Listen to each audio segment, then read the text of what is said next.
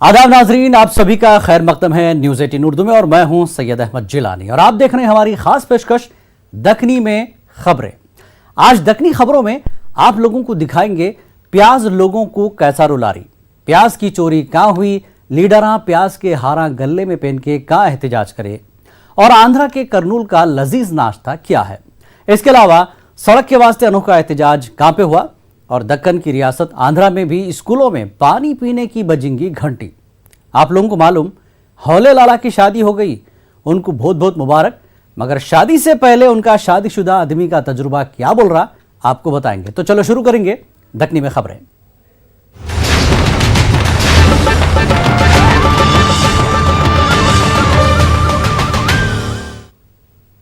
प्याज पहले काटे तो रोना आता था, अब कीमत सुनते लोग रो रही। पूरे हिंदुस्तान में प्याज का रोना चल रहा। ये तो पहले चोरा रुपये पैसे की चोरी करते थे, अब प्याज चोरी कर रहे हैं। प्याज से आम आदमी परेशान है बोल के आसाम में कांग्रेस के लीडर असेंबली में प्याज की बढ़ती हुई कीमत के खिलाफ एहतजाज के वास्ते गले में प्याज के हारा पहन के चले गए। मगर एक चीज समझ में नहीं आ रही, सब जगह प्याज की कीमत 100 रुपये या फिर उससे थोड़ी बढ़ के कई को हो गई होंगी। देखो ये रिपोर्ट।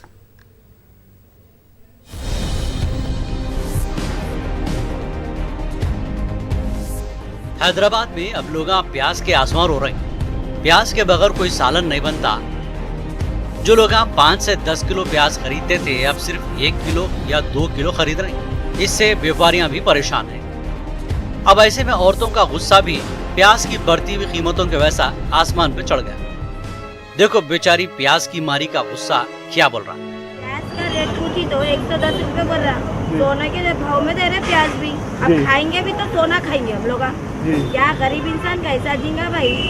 बोलो केसीआर से आपको रेड़ा कम करो बोल के कभी तरकारी पे बढ़ा देते, कभी टमाटे पे बढ़ा देते, कभी प्याज पे बढ़ा देते। प्याज का कम से कम 20-30 रुपए रहना रेट, उससे बढ़ के रह ना। मेन चीज प्याज ही है सालन में डालने की। हंडी चढ़ाएंगे तो किससे चढ़ाएंगे? प्याज से। तो आप प्याज ही महंगी कर दी तो अब लोग आप 110 बोले, अब 200 कर देते। देखो अब कैसा जीना बोलो आप। प्याज इतनी महंगी है, कैसा खाना? इतनी महंगी है तो गरीब लोगों का कैसा खाना, हमें कैसा जीना? बोलो कमाने का 200-300 रुपए, प्याज तो 100 रुपए चलेगा तो घर का जीना कैसे चलेगा? फ्रूट चोरी करते थे एक जमाने में, वो तो प्याज चोरी का खाना का टाइम आ गया। वो गोडामा में से निकालो प्याज। हो प्याज सोने के भाव बिक्री। हाँ ये बात तो सही है।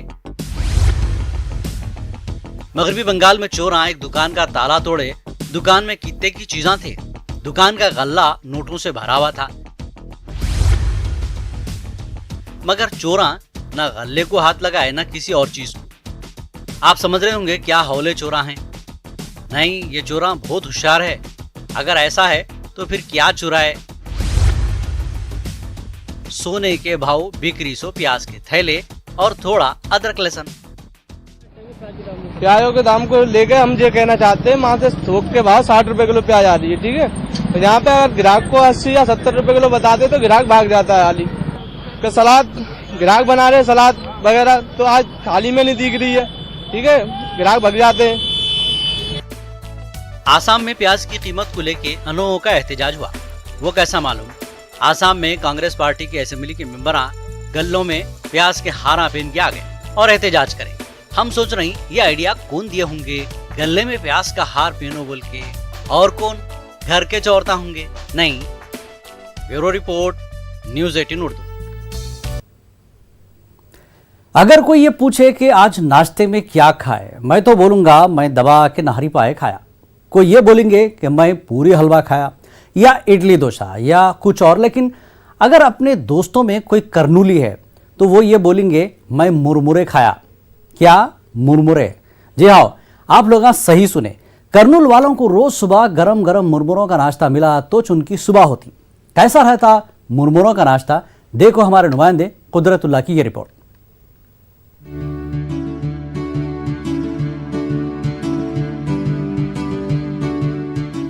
हमारा मुल्क कित्ते की तहजीबों का संगम है। यहाँ हर 50 किलोमीटर पे लोगों का रहन सहन अलग हो जाता। तारीखी शहर करनूल को रायलसीमा का गेटवे बोलते। देखो यहाँ सुबह सुबह लोग क्या खा रहे। चावल के मुरमुरों से बने सो नाश्ता, इसको तेलुगु जबान में उग्गानी भजी बोलते। इसमें उगानी बोले तो मुरमुरे और भज्जी का मतलब है भजे। क्यों बोले तो इसमें मुरमुरों के साथ साथ मिर्ची के भजे भी रहते। इसको कैसा बनाते, बनाने वालों से पूछेंगे। वो उगानी बनाने वास्ते क्या क्या होना बोल दो मैं अब।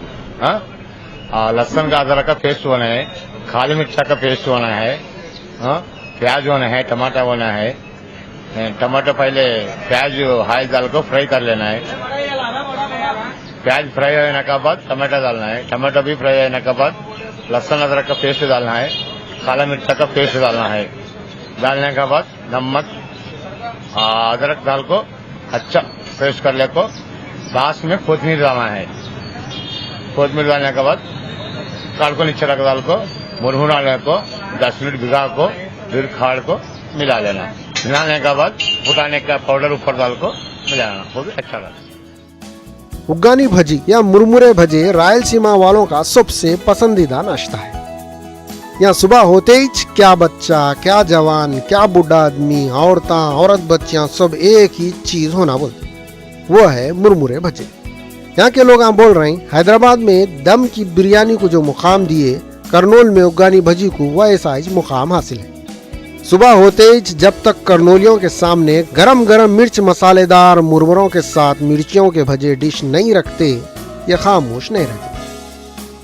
जैसे ही मुरमुरों का एक निवाला मुंह में गया, फिर देखो मुंह से बातें निकलना शुरू हो जाती। मतलब ये मुरमुरे मुंह मरों का भी मुंह खोल देते कदे। बहुत फेमस है, बिना उगानी भजी के कुछ नहीं चलता यहाँ पे। जैसा हैदराबाद में दम बिरयानी है, वैसा ही करनूल में उगानी भजी बहुत फेमस है। आप चाहे तो यहाँ आके टेस्ट कर सकते हैं। उगानी भजी हमारे आंध्र प्रदेश में जिस तरह से हैदराबाद में बिरयानी मशहूर है, हमारे पास उगानी भजी बहुत मशहूर है। बहुत नेचुरल चीज रहती और जो बहुत टेस्टी रहती, लाइट वेट रहती, खाने में बहुत मजा आता। पान जितने भी आते खाकर ही जाते। और उगानी के साथ ये भजिया रहता, बहुत इसके साथ जो कॉम्बिनेशन है, बहुत नाश्ते मिलते। मगर उगानी भजी का टेस्ट बहुत अलग ही है यहाँ पे। उगानी के ताल्लुक से हम हमारे दोस्तों से सुने थे, उगानी ये आपके पास तेलंगाना में जैसा बिरयानी बनती, यहाँ वैसी बनती बोल गए। तो जब भी करनूल आना होता, सुबह उठते कि पहले उगानी की तलाश में निकल जाते। हिंदुस्तान भर में मुरमुरों को भुनी हुई शक्ल में शाम में चाय के साथ स्नैक्स के जैसा खाते, मगर करनूल या रायलसीमा के लोग कहाँ भी रहो मुरमुरों का नाश्ता ही खाना पसंद करते। हैदराबादी अपने नारी, पाए और खिचड़ी को छोड़ के आहिस्ता आहिस्ता इडली डोसा होना बोल रहे, मगर करनूल के लोग बोल रहे हैं नाश्ते में दूसरी जगह की चीजें कभी कभार खाएंगे, रोजाना नाश्ते में खाना कुछ भी नको, मुरमुरे भजे ही छोना। न्यूज़ 18 उर्दू के लिए करनूल से सैयद कुदरतुल्लाह कादरी की रिपोर्ट। झुकती है दुनिया, झुकाने वाला चाहिए, ये बात को हमारे हैदराबाद के बच्चे सही करके बताए। एहतजाज करने के कितने के तरीके आप लोग देखे होंगे, मगर हम लोग आपको एक अनोखा एहतजाज बताएंगे। देखो ये रिपोर्ट।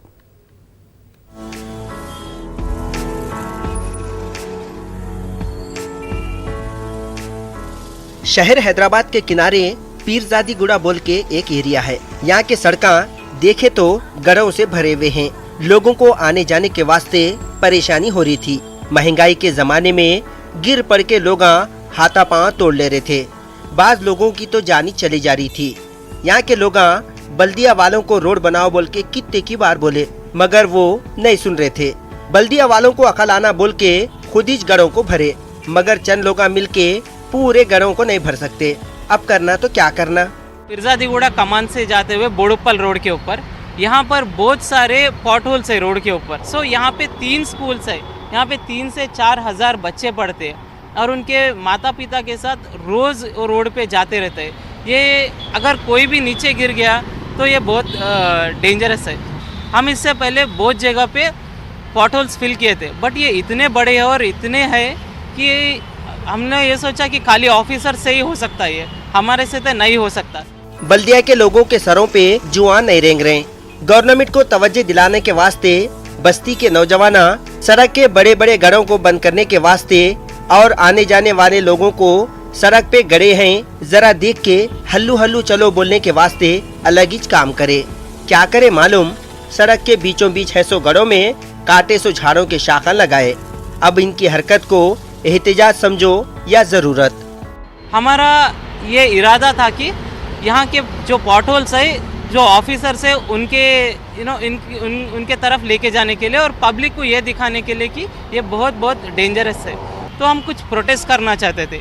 तो हमने क्या किया, जो झाड़ के ब्रांचेस कट हुए थे वो उठा के लेके आके हम वहाँ रख के थोड़ा प्रोटेस्ट किए थे।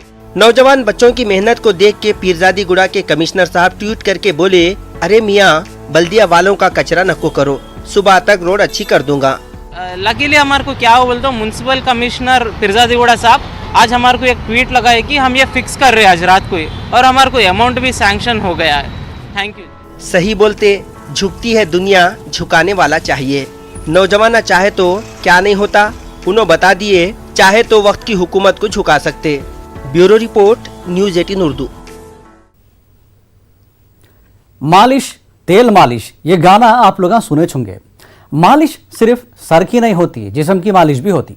मालिश करने के वास्ते मालिश करने वाला भी जोरदार होना पड़ता, और अगर पहलवाना है बोले तो मालिश वाला भी पहलवान होना। मगर हम आप लोगों को एक ऐसे मालिश वालों से मिलाएंगे, देखे तो आप लोग हैरान हो जाना। देखो अनीसुर रहमान की ये रिपोर्ट। मालिश, तेल मालिश, सर जो तेरा चकराए या दिल डूबा जाए, आजा प्यारे पास हमारे, काहे घबराए, काहे घबराए। मालिश, तेल मालिश, सर। ये बड़े हजरत का नाम है जैनुल आबिदीन और पुराने शहर हैदराबाद में इन्हों जैनू भाई के नाम से मशहूर है। इन्हों गुज़श्ता 35 सालों से साल के 365 दिन और दिन में 18 घंटे एक ही काम करते रहते। वो है बॉडी मसाज, यानी जिस्म की मालिश।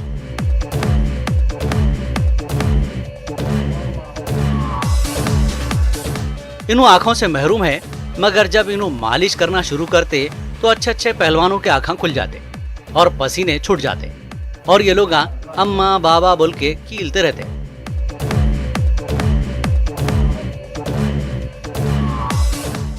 जैनू भाई की खास बात यह है, इन्हों अपने गिराक को हाथों से मसाज करते हुए, पैरों से खूंदलते हुए दुनिया जहां के ऐसे किस्से सुनाते जैसा इन्हों अपने क्लाइंट को किसी और दुनिया की सैर करा रहे। मालिश कराने से खून की दौराने खून तेज होता। अच्छा। और रंगा खुलती, और मालिश कराने से हेल्प होता और जिस्म खुलता और जिस्म बढ़ता। यानी मसाज के साथ साथ फ्री में फुल एंटरटेनमेंट भी। शायद इस वास्ते इनसे एक बार मालिश कराए सो वाला बार बार मालिश कराते रहता। मस्जिद में नमाज पढ़ के बैठे आप, आपकी सर की मालिश करो तो करिए, करा। तो जब से मैं क्या करता हूँ, मालिश करते रहता हूँ। आप एक्सरसाइज करो तो मालिश की ज़रूरत पड़ती, और नको करो आपको ज़रूरत नहीं है। हाँ, क्यों? तो ये वर्जिश में मेहनत में जिस्म टाइट होता, टाइट होने के बाद उसके रगा खोलना ज़रूरी होता। कोई भी तेल लगाओ, ये तेल वो तेल सब नज़ाकत हैं। मेरी सही उम्र देखो तो 75 हूँ। हाँ, तो आप लोगों को 75 दिखता भी नहीं मिला। मालिश 75 साल जैनू भाई की रोजी रोटी का जरिया है, बल्कि वो उनका जुनून भी है। वो सुबह 5 बजे से आधी रात तक मालिश करते रहते। आप सोच रहे होंगे इनके पास जब बोले जब जाके बॉडी मसाज करा सकते। नहीं, पहले इनसे फोन पे अपॉइंटमेंट लेना पड़ता, फिर अपनी बारी आने के बाद ही इन्हों मालिश के वास्ते जिस्म को हाथ लगाते। इनके क्लाइंटों में पुराने शहर हैदराबाद के नौजवान और पहलवान ही नहीं, बल्कि हाईटेक सिटी में काम करने वाले सॉफ्टवेयर इंजीनियर और मैनेजर भी है। ओके जी, फर्स्ट ऑफ ऑल तो अस्सलाम वालेकुम, सत श्री अकाल, नमस्ते, राम राम सबको। और देखिए जी, आप देख ही रहे हैं, मैं यहाँ मालिश कराने आया हूँ अपने जिस्म की। जैनू साहब जो हैं वो एक मिसाल हैं, एक बहुत बड़ी इंस्पिरेशन है हमारे यूथ के लिए, आजकल की पीढ़ी के लिए। Profession is doesn't matter. दूसरी बात मैं ये बोलना चाहूँगा कि मैं यहाँ बहुत टाइम से आ रहा हूँ, लगभग 1 साल से आ रहा हूँ। मैं दिल्ली से हूँ, यहाँ पे हैदराबाद में लास्ट 4-5 ईयर्स से हूँ, जॉब करता हूँ यहाँ पे। जैनू साहब मेरे को अपने बेटे की तरह मेरे से बात करते हैं। क्या है जी मालिश, मैं एक पंजाबी घराने से हूँ, हमको बचपन से मालिश करते आ रहे हैं हमारे माँ बाप, फादर। मालिश एक ऐसी चीज़ है जो आजकल के जो मॉडर्न साइंस है, जो एलोपैथी के डॉक्टर हैं, जो बड़े बड़े हॉस्पिटल्स हैं, वो लोग आजकल जो पेशेंट्स हैं उनको सजेस्ट कर रहे हैं, उनको एडवाइस कर रहे हैं कि आप मालिश कराइए। मालिश से आपका जिस्म मजबूत होता, जोड़ मजबूत होते, आपके बॉडी का ब्लड का सर्कुलेशन अच्छा होता, उसकी वजह से ब्रेन तक आपके ब्लड का सर्कुलेशन अच्छा जाता, जिस्म मजबूत रहता। आजकल जैनू भाई की तबीयत थोड़ी खराब रह रही कते, इसलिए इन्होंने अपने बेटे यूनुस को मालिश करने की जिम्मेदारी देके निगरानी करते रहते। बचपन के उनके हाथ पे सीखे से मसाज करना, उन्होंने नाबीना रहते पर भी हम लोग को पाले, 5 भाई हैं हम लोग, और जिम के भी बच्चों की करते हैं, नॉर्मल बच्चों की भी करते हैं, और फिजियोथेरापी जो कराते हैं उन लोग की भी करते हैं हम लोग मसाज। जैनू भाई से वीआईपी लोग भी, जिसमें मिनिस्टर, एमएलए, बड़े बड़े अफसर घर पे बुला के मसाज करा लेते कते। 75 साल के जैनू भाई बोल रही, जब तक उनके हाथों में दम है, उनके पास मालिश कराने वालों के रख पट्टेच नहीं बल्कि उनकी गर्दन भी दबाते रहेंगे। न्यूज़ 18 उर्दू के लिए हैदराबाद से अनीसुर रहमान की रिपोर्ट। सुन सुन सुन अरे राजा सुन, इस चंपी में बड़े बड़े गुण, लाख दुखों की एक दवा है, क्यों ना आजमाए। स्कूल के बच्चों के वास्ते अम्मा बाबा ये सोच के बाटला भर के पानी देते कि बच्चे पानी पी के सेहतमंद रहना, मगर ज्यादातर बच्चे घर से जितना पानी लेके जाते उतना ही वापस ला लेते। अरे मेरे बाबा पानी कई को नहीं पिए बोल के पूछे तो बोलते सर में दर्द हो रहा था, पेट में दर्द हो रहा था। असल में स्कूल में बच्चों को ये तकलीफा कई को होते मालूम, पानी नहीं पीने से। तो बच्चे पानी पीना कम कर दिए बोल के दक्षिणी रियासतों के स्कूलों में वाटर बेल के नाम से एक तहरीक शुरू करे। क्या होता इसमें ये देखने के वास्ते चलो शहर करनूल में है सो उमर अरबी हाई स्कूल को।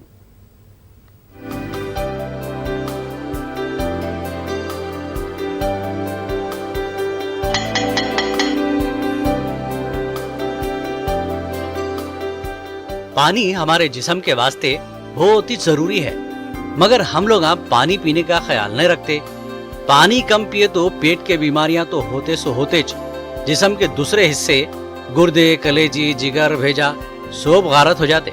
बड़ों को तो ये समझा सकते, मगर आजकल के अम्मा बाबा कुछ नहीं सुनते, सो बच्चों को कौन समझाना। इसके बारे में सोच सोच के केरला के एक उस्ताद एक तरीका इजाद करे। ये तरीका आजकल पूरे केरला के अलावा कर्नाटक और आंध्रा में भी राइज हो रहा। हाल में आंध्र प्रदेश के शहर करनूल में है सो उमर अरबी हाई स्कूल में ये तरीका शुरू करे। बच्चों को स्कूल में लाजमी तौर पे पानी पीने की आदत डालने, मॉर्निंग असेंबली, दोपहर के खाने की घंटी के जैसा अब 3 बार वाटर बेल बजा रहे। पानी की घंटी बजते इसको सुन के बच्चों को पानी पीना ही पड़ता, कोई बहाना नहीं बना सकते। उमर अरबी हाई स्कूल में करनूल के एमएलए और कलेक्टर मिलके वाटर बिल की शुरुआत करे। कई डॉक्टर से बात करा, स्टूडेंट से बात करा, तो इस चीज की बहुत सख्त जरूरत है बोलकर मेरे को महसूस हुआ। तो मैं पहले कलेक्टर साहब को जाकर बोल के करनूल में उमर अरबिक स्कूल में जो है ये प्रोग्राम हम लोग स्टार्ट करें। प्रोग्राम बहुत बेहतरीन प्रोग्राम है ये, जिसकी वजह से बच्चों को 2 चीजें की आदत हो रही। एक पानी पीने की आदत हो रही, जिसकी वजह से वो लोग जिंदगी भर वो एक अच्छी आदत कल्टीवेट होती। दूसरी चीज, कई बीमारियों से जो है वो लोगों को निजात मिल जाती। सुबह और दोपहर के वक्त में बच्चों को 2 वक्त बिल मारने पर पानी पीने का मौका दिया जाता है, जो कि एक बहुत ही अच्छा प्रोग्राम है, क्योंकि बच्चे इन दिनों पानी पीने पर ज्यादा तरजीह नहीं देते। पानी पीने पर जो है तरगीब दिलाई गई और रोजाना 2 बार बिल मारकर बच्चों को पानी पिलाया जा रहा है। बिल का जो इम्प्लीमेंट करे हैं बहुत ही अच्छी स्कीम है और वो केरला का देखकर यहाँ पर शुरू करे है।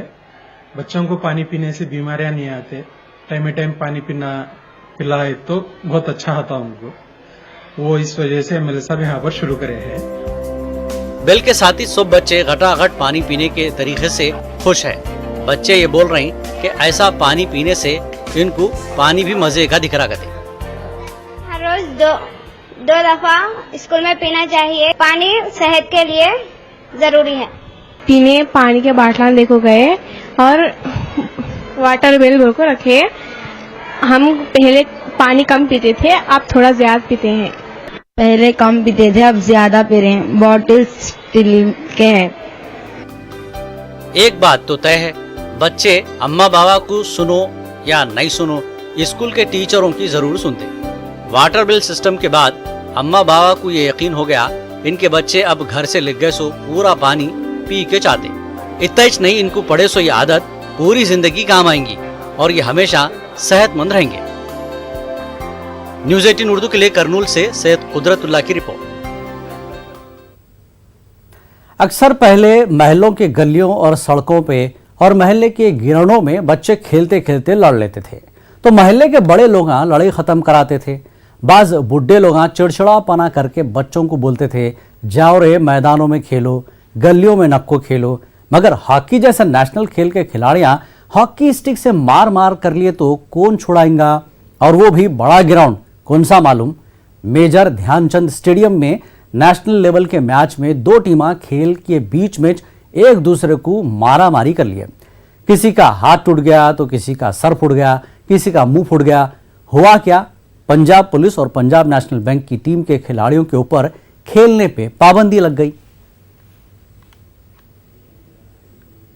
चंद स्टेडियम में कल नेहरू कप का फाइनल मुकाबला चल रहा था। पंजाब नेशनल बैंक और पंजाब पुलिस के बीच ये मुकाबला चल रहा था, लेकिन वहां पर एक तस्वीर सामने आई जिसने खेल भावना को खत्म कर दिया, क्योंकि दोनों टीमों के प्लेयर हॉकी लेकर एक दूसरे पर मारने पर उतारू हो गए और बाकायदा तौर पर एक टीम पंजाब नेशनल बैंक की टीम जो है उसकी बाजू टूटी है, सिर खिलाड़ियों के जो हैं वो फटे हैं। और बाकायदा तौर पर इनसे बात करते हैं कि आखिर वजह क्या रही, क्यों इस तरह से मैच के दौरान एक दूसरे पर खिलाड़ी हॉकी लेकर मारने को मजबूर हो गए। 3 से लीड कर रहे थे और जो पंजाब पुलिस की टीम है उन पर गुरबाज सिंह डीएसपी जो ओलंपियन इंटरनेशनल हॉकी प्लेयर हैं, वो 4-5 जने जो इंटरनेशनल हॉकी प्लेयर उनके मतलब वो खेल रहे थे। उनको ये था कि हमारे जूनियर थे 3-4 लड़के जो अच्छे प्लेयर हैं, उनको ये था कि हमारी बेइज्जती बहुत होगी जो हम इन्हों से हार जाएंगे। हम 3-4 टूर्नामेंट कंटिन्यू पंजाब पुलिस के साथ सेमीफाइनल हुआ है और हम लगातार कंटिन्यू हम इन्हों से जीते हैं। क्यों हॉकी मारी गई एक दूसरे के ऊपर? एक्चुअली में मैं अभी फॉरवर्ड लाइन में अच्छे भी हूँ, रनिंग प्लेयर हूँ, तो फिर उन लोग को पकड़ने के लिए भी दिक्कत हो रही थी क्योंकि उन लोग को तंग कर रहा था। उस वजह से वो लोग अब खेल भावना से नहीं देख के बॉडी प्ले करने शुरू कर दिए, धक्का मुक्की करना शुरू कर दिए। तो फिर मैं फॉरवर्ड में हूँ, थोड़ा इधर उधर होऊंगा ही। अगर ज़्यादा इधर उधर हुआ उस टाइम में वो लोग डायरेक्ट हॉकी मेरे ऊपर चलाए हैं। उसके बाद में ओपनली वो लोग भी मेरे ऊपर हॉकी चलाए हैं, जो कि हॉकी इंडिया का रूल में भी नहीं है। के सिर पर किसने मारा था? जैसे ही उन्होंने इस टोपो के पीछे से आकर हॉकी मारी तो मैं ग्राउंड में गया। तो जब मैं ग्राउंड में गया तो मेरे फर्स्ट टाइम मुझे जाते ही मेरे गुरबाज सिंह ने डीएसपी ने पकड़ा और मेरे हॉकी लगाई। जैसे ही उन्होंने मुझे पकड़ा, मुझे 2-3 बंदों ने पीछे से पकड़ा और मेरे पीछे से आकर एक पवन लड़का है, उन्होंने आकर मेरे पीछे से हॉकी। आपने नहीं हॉकी मारी, आप तस्वीरें जिसे टोपो ने रिप्लाई की, आपकी तरफ से रिप्लाई की? जैसे जिस लड़के ने अपने सुमित टोपो के हॉकी मारी तो वो भाग रहा था, तो जैसे ही मैं भाग रहा तो मैंने उसको हॉकी लगाई। ठीक है, उसके लगाने के बाद मुझे गुरबाज सिंह ने पकड़ा, उनने मेरे हॉकी मारी। ठीक है, उसके बाद जो उसके 2 लड़के थे उन्होंने मेरे पीछे से आकर मेरे सिर पर हॉकी लगाई। एक्शन सख्त जो है वो आपकी टीम पर भी हो सकता है? सर, हमें जिस हिसाब से पूरे लाइव मैच चल रहा था वो तो सभी वर्ल्ड देख रहा है कि इन्होंने क्या हमारे साथ हरकत की है। ये हम वहाँ से भागे, मतलब हमारी जान बची है जैसे इन्होंने हमारे पर वार किया है। सर, ये देखिए, टीम के एक प्लेयर की बाजू टूटी है, फ्रैक्चर है, दूसरे का सिर फटा हुआ है, इधर भी सिर फटा हुआ है और दूसरी टीम पे भी हॉकी जो है वो लगी है। उनका क्या कुछ पक्ष रहेगा और फेडरेशन एसोसिएशन बाकायदा तौर पर इस पूरे मामले में किस तरह से देखता है? क्या कुछ कार्रवाई जो है खिलाड़ियों की ऊपर होगी? क्योंकि इस मैच में कहीं भी स्पोर्ट्समैनशिप जो है वो नजर नहीं आई है। कैमरामैन दीपक बिस के साथ पंकज कपाही, न्यूज़ 18 दिल्ली। मशहूर यूट्यूबर लाला भाई हौले का इंटरव्यू हम लोग आपको पहले भी दिखाए सो है। लाला भाई हौले नाम से इन्हों बहुत मशहूर है, मगर इनका असल नाम है इबादुर रहमान उर्फ फैज उर्फ लाला भाई हौले। हाल में जिनकी शादी हुई सो है, बहुत बहुत मुबारक इनको। इन्हों शादी से पहले शादी के बारे में एक बेहतरीन वीडियो बनाए सो है। इनको शादीशुदा आदमी का कितना अच्छा तजुर्बा है, देखो इनकी शायरी भरा वीडियो और मेरे को दे इजाजत। आदाब।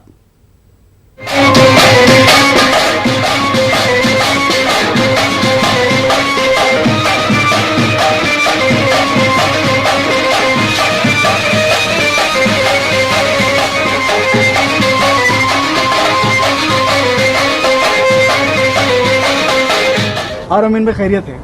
अर्ज किया है कुछ लोग दुनिया में ऐसे भी जो एक दूसरे के बारे में सोच रहे हैं। वाह वाह वाह, क्या बात है कुछ लोग दुनिया में ऐसे भी जो एक दूसरे के बारे में सोच रहे हैं। आप एक शादीशुदा से खैरियत पूछ रहे हैं?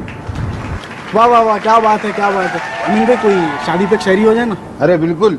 अर्ज किया है, जब मैंने कहा दे अपनी मोहब्बत का इम्तिहान, वाह क्या बात है, वो झट से मेरे साथ आ गई। बहुत खूब, क्या बात है। जब मैंने कहा दे अपनी मोहब्बत का इम्तिहान, वो झट से मेरे साथ आ गई।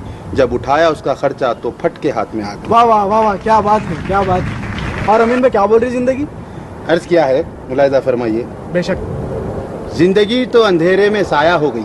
क्या बात है। जिंदगी तो अंधेरे में साया हो गई। शादी से पहले बेकार थी, अब बदतर हो गई। वाह वाह वाह वाह वाह वाह। लेकिन अमीन भाई भाभी सुने तो मारेंगे कहीं। मुलाहिजा फरमाइए। अर्ज किया है, खुशियों की आस में हमने जल्दबाजी कर ली। वाह वाह, क्या बात है। खुशियों की आस में हमने जल्दबाजी कर ली। अब मौत से क्या डरना, हमने मौत से शादी कर ली। वाह वाह वाह वाह वाह वाह, बहुत खूब, बहुत खूब।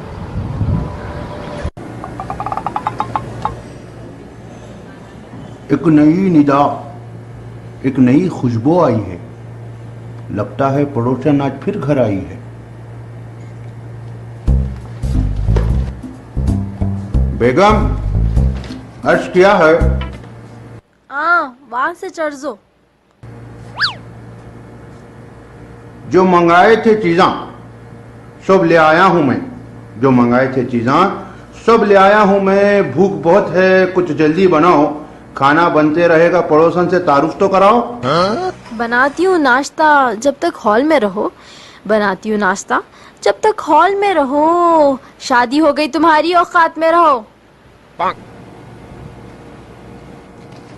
इतनी तरकारी लाने इतनी देर? बेगम, अर्ज किया है, ये समाज ये माहौल को देख के मेरी फिर जा रही। ये समाज ये माहौल को देख के मेरी फिर जा रही। तुम्हारे बाबा जी सोचे तक थोड़ी दूर चल रही, रुक जा रही। वक्त के साथ साथ अपनी सोच बदलो। वक्त के साथ साथ अपनी सोच बदलो। अब तो मंत्रियां और नोटा भी बदल गए, तुम गाड़ी तो बदलो। बेगम साहिबा, अर्ज किया है, हमारी सोच किसी मौसम की तरह नहीं जो वक्त के साथ बदल जाएगी। हमारी सोच किसी मौसम की तरह नहीं जो वक्त के साथ बदल जाएगी। बीवी बदल गई तो वक्त किस्मत से तक सब बदल जाएगी। क्या बोले?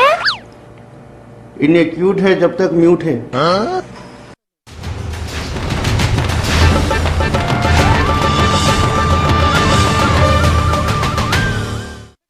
इस न्यूज हेडलाइंस की प्रायोजक